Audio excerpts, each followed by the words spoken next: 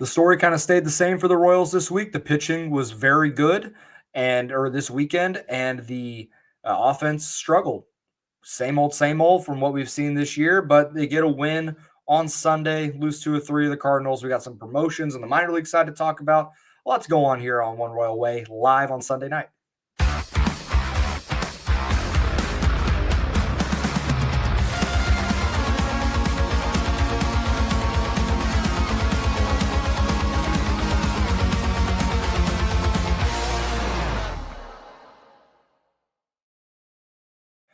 Back at it here on Kansas City Sports Network. I'm Joel Penfield. Thank y'all so much for tuning in live on YouTube for this episode. So if you're listening on the audio side, you want to come over and hang out for a live episode on Sunday nights, please do so.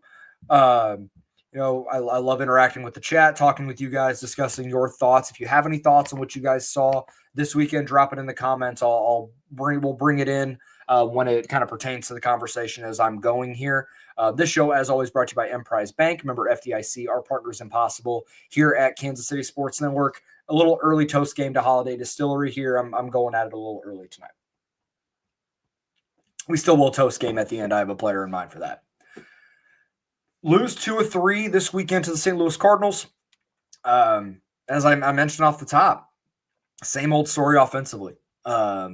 This offense continues to really struggle here. You scored 5 runs in a 3-game set, and one of those runs came on a balk on Friday. Like there was not a lot to speak of here. We'll go game by game here. So Friday night, you lose to the Cardinals 10-3. The game got away from him in the 6th. Reagan's was pitching fairly well early on in this game. There were some things that were concerning, particularly the velo was down into the average below 95, which was kind of a sign, hey, something might not be right here. Average was 95.4. He was like 90, 91 at one point there as he got into the 6th inning.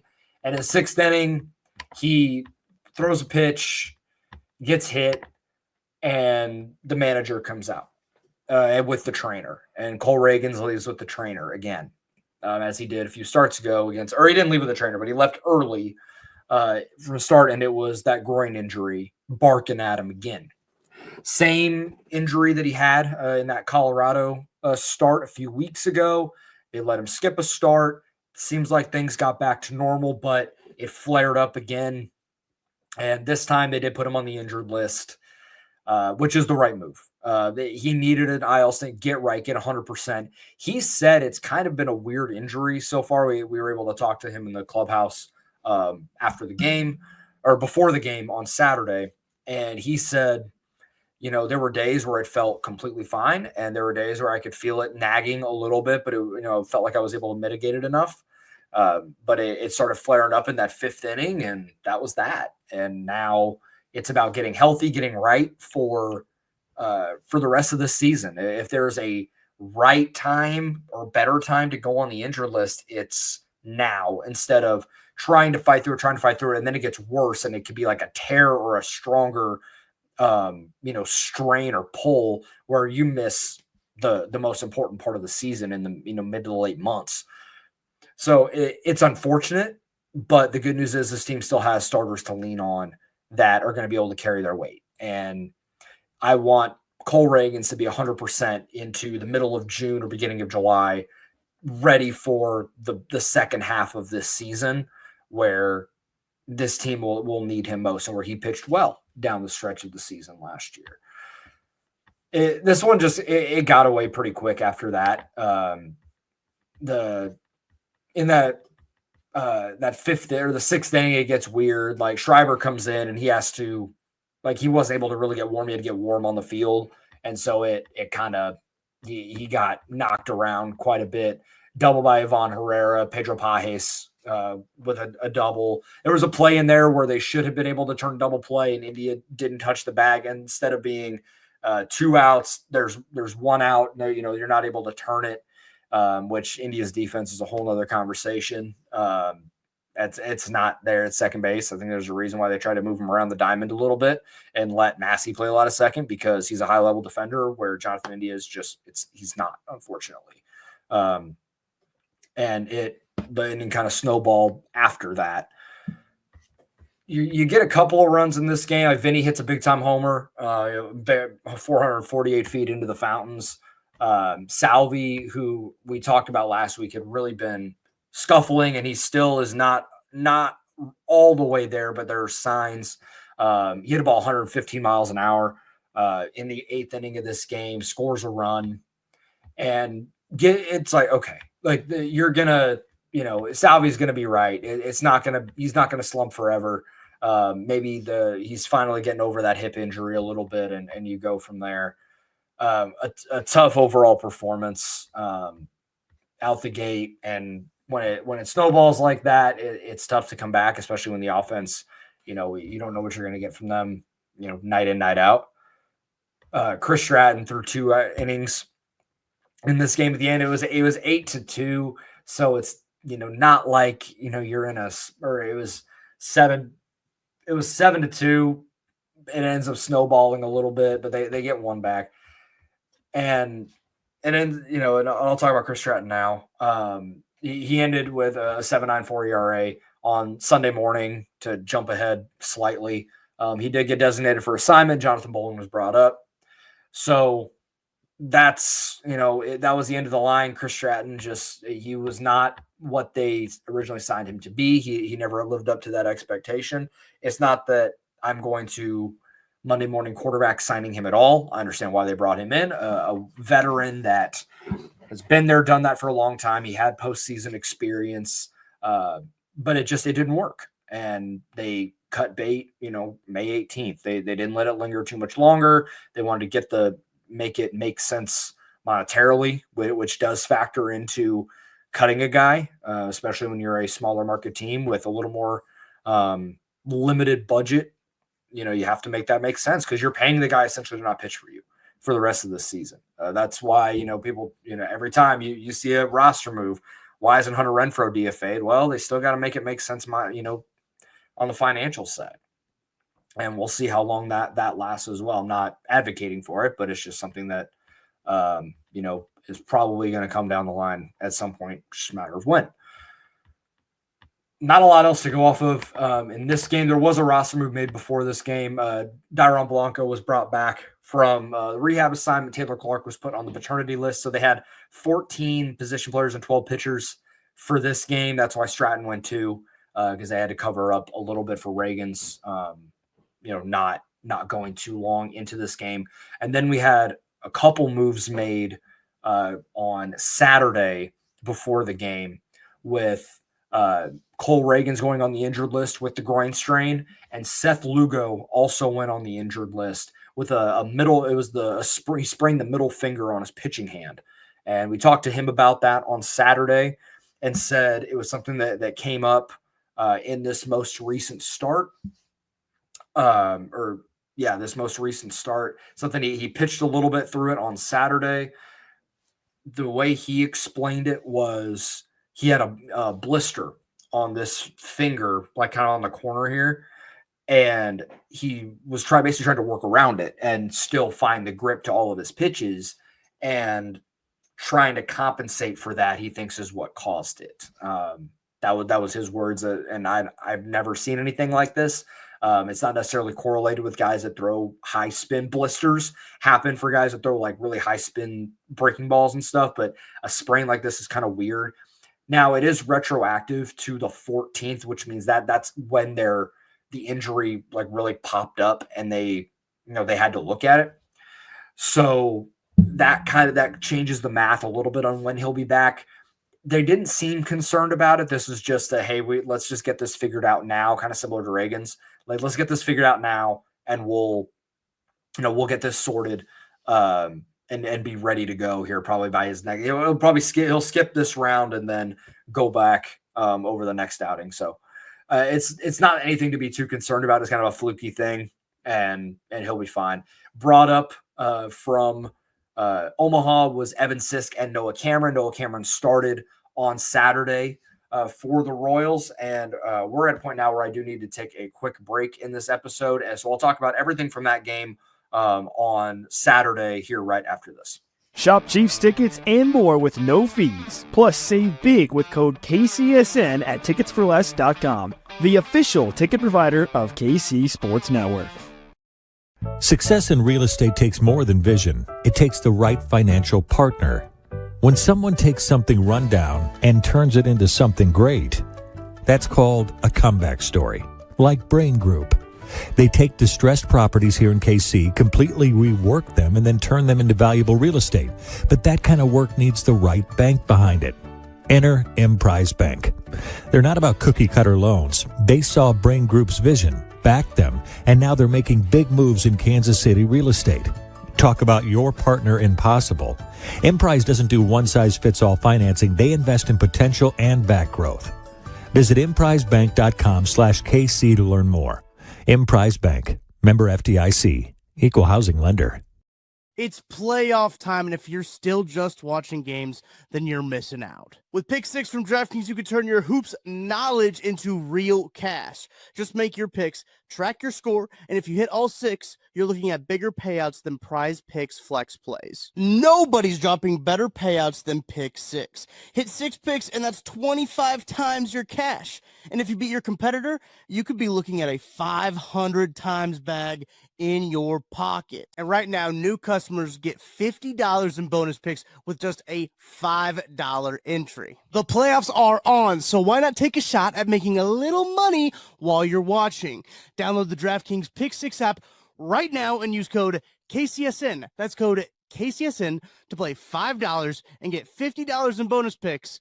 Better payouts, bigger wins, only on Pick 6 from DraftKings. The crown is yours. Gambling problem? Call 1-800-GAMBLER. Help is available for problem gambling. Call 888-789-7777 or visit ccpg.org in Connecticut. Must be 18 plus. Age and eligibility restrictions vary by jurisdiction. Pick 6 not available everywhere, including New York and Ontario. Void where prohibited. One per new customer. Bonus awarded as non-withdrawable Pick 6 bonus picks that expire in 14 days. Limited time offer. Terms at pick6.draftkings.com/promos.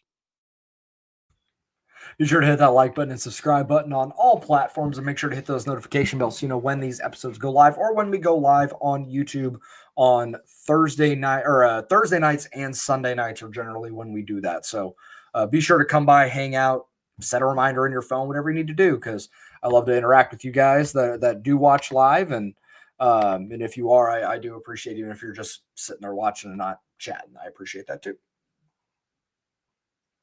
So the game on Saturday was tough because you lose 1-0 in a game that you give up 2 hits. One of those hits just happened to be a home run. It was a fast, frustrating game, might be the way to put it. But if we want to take away a positive before we dive into some other things, Noah Cameron was awesome again. Second start in the big leagues. Final line for him was 6 1/3, 2 hits, 1 run, no walks, 3 strikeouts. Ian Kraft had it during the game. He's the first pitcher in Major League history to go at least 6 1/3 in his first 2 career starts and give up 2 hits or less in both of those starts. First one ever. And if it was just the 6th inning mark, he'd be the 3rd pitcher to ever do it. So that extra out is pretty significant in baseball history because he's the only one that's ever done it. And watching him pitch is so incredibly impressive. Because he doesn't do it with the flashy velocity or this crazy mix of pitches like a Seth Lugo or anything like that. It's just rock steady composure, conviction in his stuff. He goes out there and it's 89-92, but he knows exactly where it's going. He knows exactly where to pinpoint it. He doesn't get rattled by hard contact. He doesn't get rattled by a home run. He doesn't get rattled by either a missed call or a missed execution on a pitch. He goes right back and hammers the next one. And the poise that he carries on the mound, I'm like, there's more to this than just, oh, this guy's a really good pitcher. And it's things you can't really quantify, but you can tell mentally this guy has just got it. And there's an it factor there that it's hard to I said to kind of repeat myself, it's hard to quantify. But again, with stuff that isn't overpowering, flashy, crazy, still at a 36% called strike whiff percentage. He got 9 whiffs, 4 on the cutter, 2 on the curveball, 2 on the slider. And he didn't get any on the fastball, but he plays that cutter and off of it so effectively that it's still like you're not quite picking it up all the way. And he still gets a pretty good pretty good induced vertical break. He got up to 18 inches induced vertical break from kind of a funky angle. And like you can see in his delivery, he like the delivery is super compact. The mechanics are clean as hell, and he hides the ball really well. Like there's some clear deception there that make this work. I could not be more impressed with what I've seen from him so far. I'm glad he's getting another start because initially it looked like, okay, Reagan's is going to go. Maybe they'll find a way to kind of maneuver it so he can get a second start. Now with Lugo out, he's in the rotation for at least a few more starts. And I would not be shocked if he finds a way to just stay in the big leagues. Like, dude, you belong. Like there's no reason to hop you back and forth between Omaha. But unfortunately, in a game that he deserved better. Noah Cameron deserved better in this game than to take a loss when he pitched awesome for 6 1/3. Got a standing ovation from the crowd. I can't imagine the emotions that he was feeling pitching first start in front of the hometown crowd. He's a hometown kid from St. Joe. It's the 10-year anniversary of the 2015 World Series, the team that he watched, growing up, going to the stadium, seeing all these guys. He's now pitching in front of them, and he goes out there and he shoves it against the cross-state rival. Incredibly awesome. I can't wait to see what he does next. There's not a lot to talk about from this game. Okay. But before we go that, Jordan Gish, hey, it's good to hear from you, man. Hey, Joel, Nick Lofton is dominating AAA this season. When do you think we see him with the big league club? I'm not yet convinced he's a quad A guy. I generally agree. I think he's going to get an opportunity at some point. It's just a matter of where he fits. Like, I don't know exactly how they want to play him. Do they want to make him an everyday outfielder and send someone else to the wayside? They still want him to be kind of a utility player, but they already kind of have that in like a Biggio type. I think it's just a matter of finding the way the right roster mix. But I do agree. I want to see him get another opportunity. He's hitting well there. He can take a walk. So he fits does some of those bench bat things that you want to see. I think it's just a matter of how do they view him as a guy they can put in the lineup more than 2-3 days a week, or how do they want to view it? I do think the math changes a little bit with a certain promotion that happened earlier today that we'll get into later. But I'll probably mention somewhere about Lofton and how he fits in with that later. But that is a really good point. I do think Lofton deserves an opportunity. The play that kind of drew the ire of a lot of people on Saturday night, it's in the second inning where you get a ground ball to Bobby. It's an inning-ending double play. India gets the turn, throws the first, and then you see him down in a heap. And you don't quite see it in real time. And not to like flex or anything, but I'm in the press box. And when you're up that high, like you can't see some of the little things that happen there. And you think, oh, you could tell Wilson Contreras, like slid in kind of late and hard. But it didn't look malicious to the initial eye, or at least I didn't notice it. But then you see the replay, and he went spikes up into India's knee. And immediately you can see people like, oh, that you don't do that. That's not. There are certain things that just like, regardless of the era of baseball, you just don't do. And going spikes up into somebody at second is a no-no. You just that is just beyond the pale of a baseball play. It's dirty. It's not good. I don't know if Wilson Contreras had any malicious intent there. It seemed like Salvi diffused it. Wilson, it looked like he kind of had like that oh crap moment, and he's making sure India is okay. He and Salvi talk, and it's pretty diffused. But I don't know if it should have been. There are certain things you got to go and defend your guy. And I'm not advocating for beanball or anything like that, but there are just certain things in this sport that falls into the bucket of the game policing itself and needing to police itself. And you just don't do that. You just don't go spikes up into a guy. I had a good conversation with Rex Hudler about it today in the dugout after or before we talked to Matt Cotrero. And he's a guy that played in the the 80s and 90s when the game was rough, and you could take guys out at second base. You could take guys out at third. You can bulldog the catcher at home, and the game was just played differently. And I asked him, like, as a middle infielder, there's a fine line between a hard slide trying to prevent a double play and spiking a guy. Like, and you don't do that. And he said, even back then, you don't do that to someone. You don't go spikes up. You don't do that to somebody. That will get you hit. Now the game has changed, and you just don't see that kind of retribution happen very often. But it was a play that kind of harkened back to an era of baseball where, in another era, that would have probably been a brawl. That would have been, you're taking 98 to the ribs whether you want to or not. Now, also, I did think it was very funny and not a coincidence that Wilson Contreras swung at the first pitch of his next two at-bats. Just getting out of there. It was a pop out and a ground out. Just, I'm not leaving this to any sort of chance. Again, not necessarily advocating for it, but it falls into the category that made you think a little bit, like, are we going to see some, frontier justice here from anybody? And it didn't happen. They let it slide. They kind of moved on. I wondered about it today a little bit, to talk a little bit about the game on Sunday. Jonathan India was scratched with knee soreness in the knee that he got spiked in. It's like, you hurt our guy. He can't play today because of it. Like, I don't know, man. It was a rough spot. It was a rough thing to see. It was a rough spot. Seems like it's water under the bridge at this point. Now we'll see what happens on the line.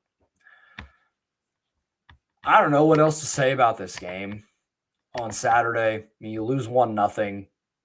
You scatter 4 hits. You go 0 for 4 with runners in scoring position. And if you want to go back to the game on Friday, you go 1 for 12 with runners in scoring position.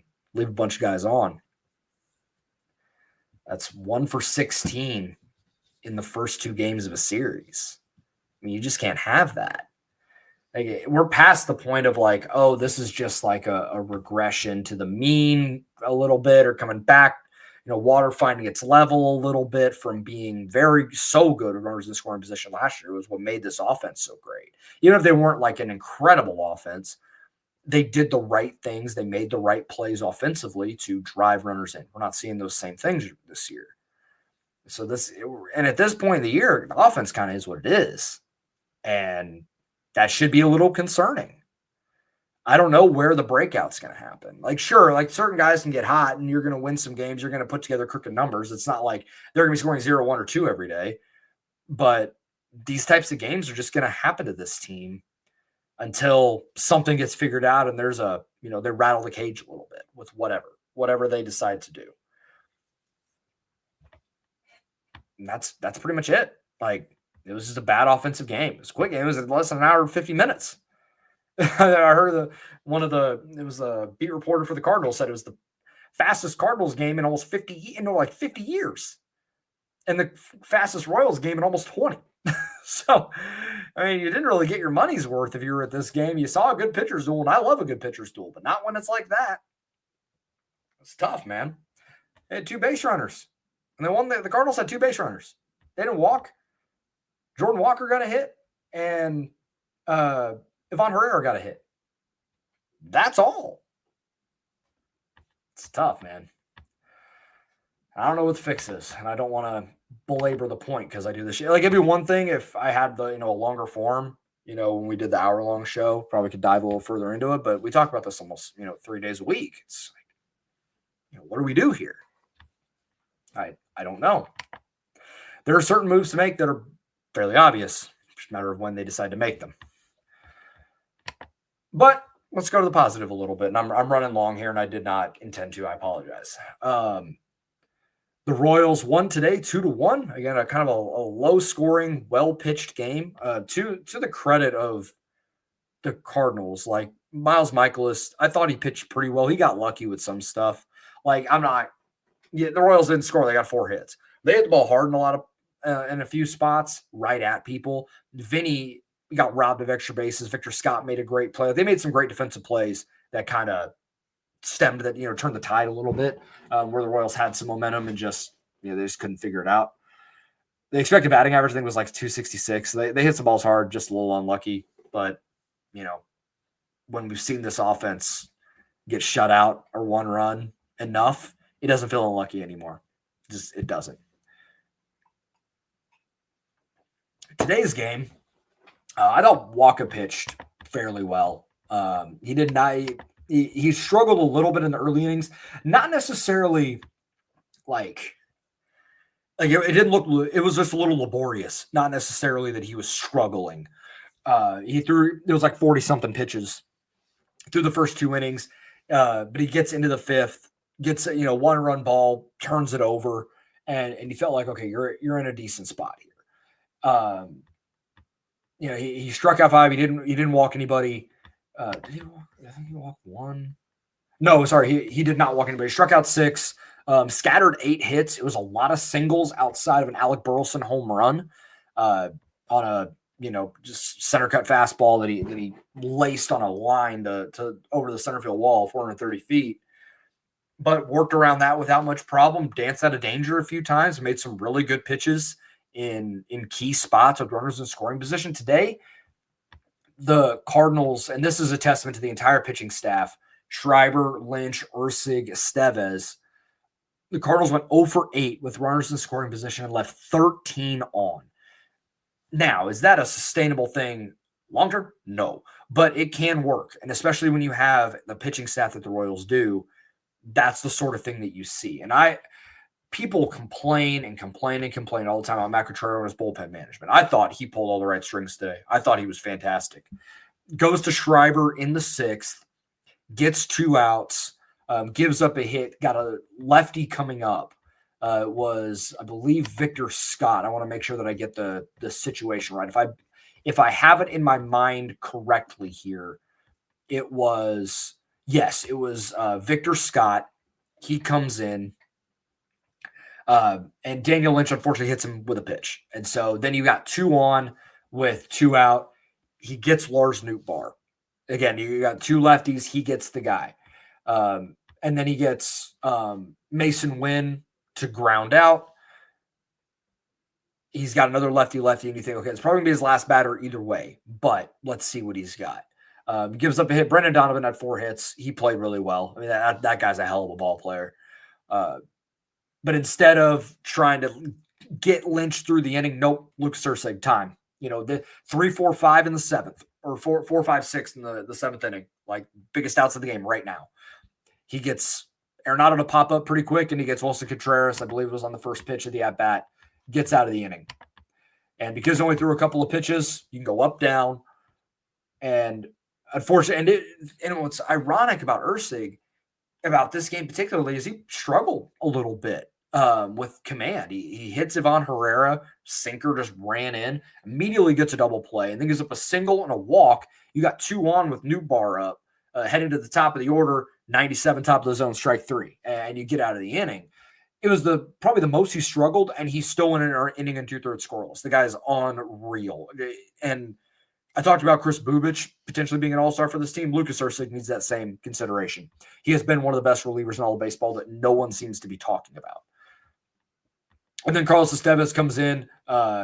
Brendan Donovan gets him, but gets him for a double. But then you get a line out from Mason Wynn. You get Arenado to pop out, and then Contreras flies out, and that's your ball game. Offensively, the Royals scattered 9 hits. Salvi, I talked about it on the game on Friday. He had a really hard hit ball. It was like, kind of made you jump off the page a little. Like, okay, maybe he's starting to get it going a little bit.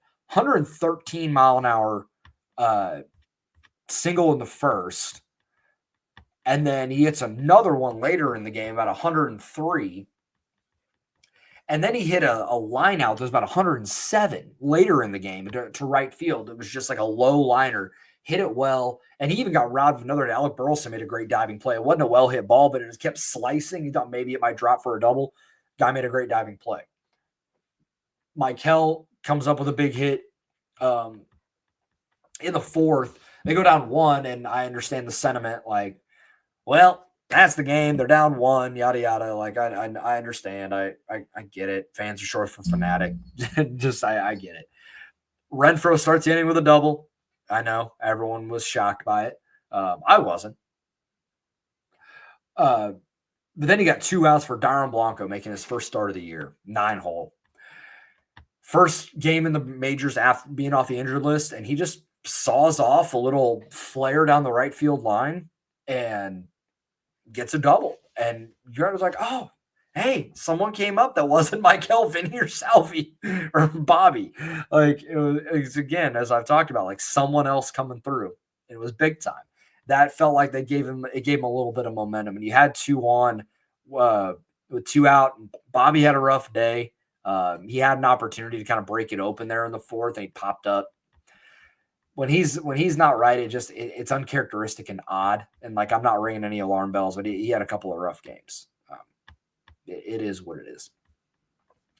7th inning rolls around. Matt Liberatore pitched very well, I thought. Mixed in the curveball, had guys off balance, had him in the rocking chair between the changeup and the curve and the fastball all the way through. So the 7th inning rolls around. It's 9-1-2 coming up, and they go to Chris Roycroft, a righty, after Liberatore. So this is where Matt Cotrero, again, I thought he pulled the right strings today. Didn't go to Kyle Isbell, actually. He went to Drew Waters. Was, an aggressive fastball hitter. And, he was hunting first pitch heater, dead red, didn't miss it, rips it down the line, takes a weird carom off the wall out there, and he's into third with a triple. Michael comes up, drawn in infield, and this is where the offense has struggled so mightily for vast stretches of this season. And he just pokes the ball through hard enough through the right side, nobody there. There's more vacancies when the infield's in. You have less reaction time, and he drives it through, and the Royals get a lead. And to their credit, like, Bobby hit a real hard line drive right at Newt Bar. Didn't matter. And then Salvi did the same thing. So they probably could have gotten more of that inning, a little unlucky, but you find a way to win a game. And Michael Wacha said it after this game, and I totally agree. And I understand it's like, man, they're still not doing enough. This is still like, a concern offensively. Like, I understand it. But Michael Wacha said, good teams win these games. Like, you would not be in this position you wouldn't win these games with regularity if you weren't a good team. And they still believe in that clubhouse. And maybe this is just like all right, a little bit of a weight lifted. We got a happy flight. Let's go out to San Francisco and go get it done. And we'll see what they're able to do there. Before I get into the big minor league promotions, I'll show you the probables for the week. Tomorrow night, it is going to be Chris Bubich versus Robbie Ray. So a little lefty-lefty battle. Robbie Ray this year is actually 6-0 if you believe in pitching wins. I don't, but it's something. A 3.04 ERA on the year. I know that he's walked a whole bunch of guys. So this is where the Royals got to be patient. I know that they're an aggressive team. They like putting the ball in play, but he'll put you on base. On Tuesday night, it's going to be Michael Lorenzen versus Hayden Birdsong. It was 1-0 with a 2.31 ERA. I think he just went into the rotation recently. He had opened the year as a reliever. So he's 1-0 with a 2.31 ERA, but it's kind of a smaller sample. Both of those games are 8:45 p.m. pitches Central Time. So make yourself a cup of coffee if you want to stay up and watch this one. I'm probably going to have to. Then you got a 2:45 first pitch on Wednesday. It's going to be Logan Webb, who's one of the best pitchers in all of baseball. If you just like the art of pitching, this is the dude to watch. If you're able to appreciate those things. Royals are still to be determined because that's Reagan's spot. So this could be a bullpen day situation.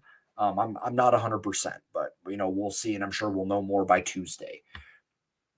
Not St. Louis, God dog it.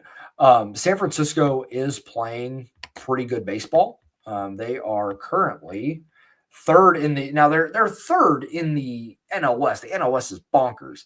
They're only one game out of first. right now. They got a plus 47 run differential, but they're 5-5 in their last 10, but they've won their last 3. And they're 16-7 at home. It's a tough home ballpark to play in, especially still kind of early in the year. Like mid-May, it can still get kind of chilly there in San Francisco. It could be a tough place to hit power-wise. So this is where the Royals are going to have to put balls in play and kind of play it like those 2015 teams did. Just, hey, let's just get the guy over. Let's small ball this a little bit. And they have the capability and the team to be able to do it. It's just a matter of, will they? This is going to be a tough challenge. I feel confident with Chris Bubich on the mound, and I'll be curious what they do on Wednesday against Logan Webb. Are they able to get anything going against it? This is where they kind of raise their level against an ace. Is Michael Lorenzen going to be able to match Hayden Birdsong? I think he's going to. A couple rough starts in a row. Two of the last 3 have been kind of rough for Lorenzen, so we'll see if he's able to kind of bounce back a little bit and get back to what he did against the Red Sox. Something closer to that. So we'll see. This is going to be a tough series. Start of a 6-game road trip between Minnesota and San Francisco. And we'll see if these guys are able to get back on track a little bit after a little bit of a rougher week. 2 really big promotions happened today. It was announced after the conclusion of the Quad Cities and Northwest Arkansas games. The biggest one being Jack Caglione is going to Omaha. He's going to AAA. The guy has been incredible in Northwest Arkansas, played every game but one. He was out on Saturday, and so that led to some speculation, like maybe he's heading there. But then he was in the lineup today, but he is going to Omaha. Going to finish. This was coming into today where he hit an RBI double or 2 RBI single, not including that, with 43 RBIs, which leads all of minor league baseball. Slash 320, 394, 558 with 156 weighted runs created plus. He more than acquitted himself well in Northwest Arkansas. The promotion was in order. This is well deserved, and now he's one step closer. And now we're at the point where okay, countdown's on a little bit. We'll see where he ends up and how he handles himself in AAA. It could happen as soon as this time next month. I'm more of the opinion that if he does play well enough, like All-Star break-ish, slightly after, my fear, and this is like kind of one of those Financial for Fanatics sort of things. Like I'm not criticizing for this. It's just something that I have thought of over the last few days as it became more apparent, like this dude's going to go to AAA and he's one phone call away from making it to the Royals. At the beginning of the year, when I had the idea, or the idea started coming in, like, can Cags make the big leagues this year? I was like, okay, yes. And if he does, like, the offense is going to be, pretty solid with Vinny Bobby Salvi, Jonathan India kind of table setting at the top, and he comes in and there's just an injection of left-handed power that the team doesn't have a ton of, and like that, it's just like an added piece. The way the offense has been playing, I now fear that Jack Caglione is going to be viewed as like the savior. And that is an unfair expectation to put on a 22-year-old kid. That's as great as he is. And I think Cags is going to be awesome and a very, very good baseball player and a very good pro. And once he gets to the majors, he is a pro now. Duh. But I think that expectation is, the pendulum swung a little too far in the other direction of, you're expecting him to come in and like he's got to be the difference maker. And it's just like, it doesn't work that way for a lot of guys. There are certain guys that can handle that. And maybe he can. I'm not ruling out that's a possibility, but we've just seen this from highly touted guys kind of fly through the majors and then they just kind of scuffle a little bit at the beginning. Like if he struggles for 6 weeks, what do fans think? How are they going to handle this? This guy that they're kind of putting the weight of the world on. Now, the good news is you already kind of have a face of the franchise and Bobby, where he's not expected to be that. He's expected to be a really good hitter. So maybe there's a little balancing act there. So I guess we'll see, but I'm sure super excited for Jack and what we're going to see from him in Omaha and, hey, maybe Kansas City later. One moment, guys. Sorry about that. The other big one that happened today was Frank Mazzucato heading up to Northwest Arkansas. I've made my opinion known on what I think about him. 1.24 ERA this year in 36 and a third. In after repeating high A, this was like 2.5 go rounds for him there. A little bit better this time around. Their talk is that the velo is up, and that's all well and good. Some of the underlying numbers are really tough here for him. It's 37 strikeouts to 22 walks in 36 and a third. The ERA is 1.24, which is good. Like, he's been very good from a run prevention perspective. The FIP, field independent pitching, which takes into account home runs, strikeouts, walks, like the three things the pitcher can control. It's a better indicator of like long-term success, like measuring that way. It's 4.14. It's the biggest gap in FIP to ERA in the entire Midwest League. It's substantial. And usually if there is a massive gap between the two, like you got to say it's a super high ERA and a low FIP, it's like, okay, it's going to even out a little bit, and they're pitching better than the ERA would suggest. When it's the inverse of that, it's a low ERA and a high FIP, it's like this is going to regress to the mean super hard, and it's not going to look that pretty. This might be where some of that regression comes into play. And there are certain things that are a little concerning. This is the biggest number to me that is a massive concern going forward, going from high to AA, which is the biggest jump in the minors. High to AA is considered that. He's throwing a first pitch strike less than 36% of the time. A little over a third of the time. Every, 1 out of 3 batters see a first pitch strike, essentially. That's a concern. This guy, he's been in pro ball since 2022, and we're still seeing a lack of command, which is something you think you might get ironed out, and it just has not happened. It's a little worrisome. I'm willing to be wrong. We shall see what adjustments he's able to make as he moves his way up and as he heads to Northwest Arkansas and is around, kind of that, again, one step closer. We'll see what he's able to do. But it is something to monitor, that there are some underlying things here that are a little concerning outside of just some of the surface stuff that you see. To his credit, the dude walked 7 a couple starts ago and he only gave up 1 run. That's kind of impressive. Sounds like a little bit of a backhanded compliment, I understand. But, you can't put that many dudes on. It's just not going to work, especially as, in a heavy prospect league like the Texas League. I do want to mention one guy before we get out of here, and this is actually going to be my toast game. I appreciate everyone hanging out with me tonight. And if you're watching on YouTube, I appreciate that as well. And if you're listening on the audio side, thank you very much for supporting that way as well. Leave a review on Apple Podcasts if you're so inclined there. But I'm going to toast game tonight to a young man named Sam Ruda, who I know is maybe a name that not many people are familiar with. He was an undrafted free agent by the Royals. He has recently made his way to Northwest Arkansas. Coming into today, he was slashing 360, 448, 520 in 7 games. That's a 968 OPS. And he hit his first 2 professional home runs today in a 5 RBI performance against the Tulsa Drillers. So really awesome for him. His backstory, super fascinating. Guy spent 4 years at U.S. Military Academy, West Point. Place that is near and dear to my heart. The Army specifically. My dad was an Army officer for 30 years. So I got a soft spot for our troops and for guys that decide for that's the career path they want to take. In college, he was a really good hitter. 310, 426, 565.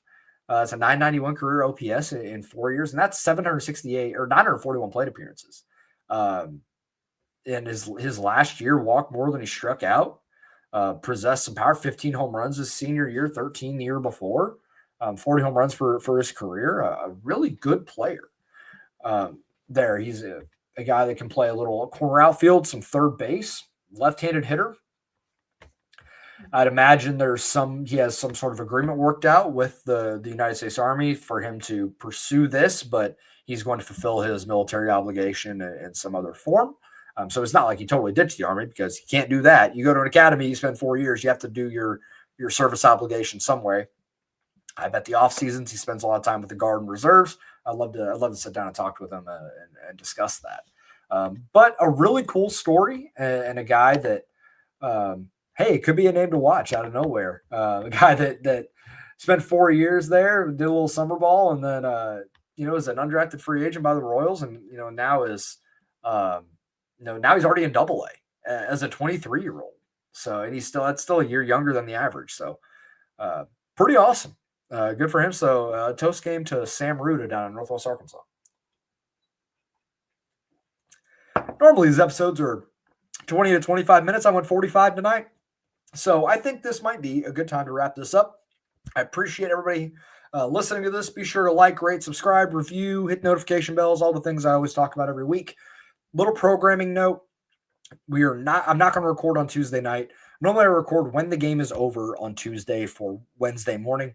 But with the 8:45 first pitch, I'm just letting you know that's not happening. I got 2 young kids. Sleep's at a premium as it is. So I'm going to value that.